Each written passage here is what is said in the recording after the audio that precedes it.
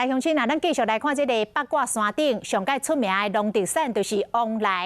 啊，讲这个王梨叶啊，会当用来做纸。南投凤山社区举办儿童营队，教小朋友做王梨纸，嘛，互囡仔会当来认捌到家乡的产业。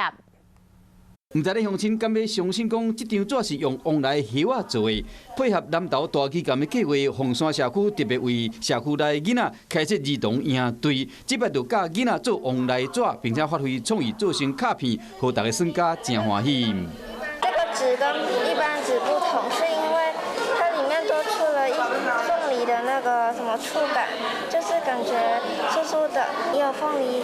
叶子的香味。老师用在地王梨来做变化，唔然好王梨有新的表现方式，嘛互囡仔了解到环保的重要。结合一些剪瓷的叶片啊，把它压干之后做成是很精致的小卡片。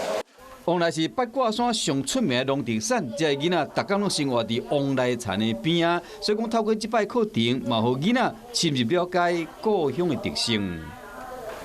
后来继续来看云林沿海的地区，有真侪农友用温室来种瓜仔类的作物，也毋过天气真热，这个温室的温度卡袂到，就压到40-50度，造成热障碍的状况。台中朝阳科技大学农业辅导团队特别到农友的温室，针对问题提出解决的办法。朝阳科技大学农业辅导团队即天来到农友的温室举办实地演讲，针对温室的问题提出解决办法。热天的时阵，咱伫温室内底，定定拢超过50度，所以阮即届就是针对热障碍，甲要安怎小黄瓜要安怎连续种，因为伫咱陈大哥即个温室内底吼，即区已经连做超过20座啊。拢敢若种单一作物叫做小黄瓜。若是长期种共一种作物，会造成土壤成分无平均，甚至引起杂片虫害。团队嘛教农民安怎解决这个问题。朝阳科技大学因一个辅导团队来教咱好安怎运作来预防热障碍甲杂片虫害，互咱做农民产量会较好，价销会当提高。因为气候变化产生真侪问题，嘛感谢辅导团队来帮助农民。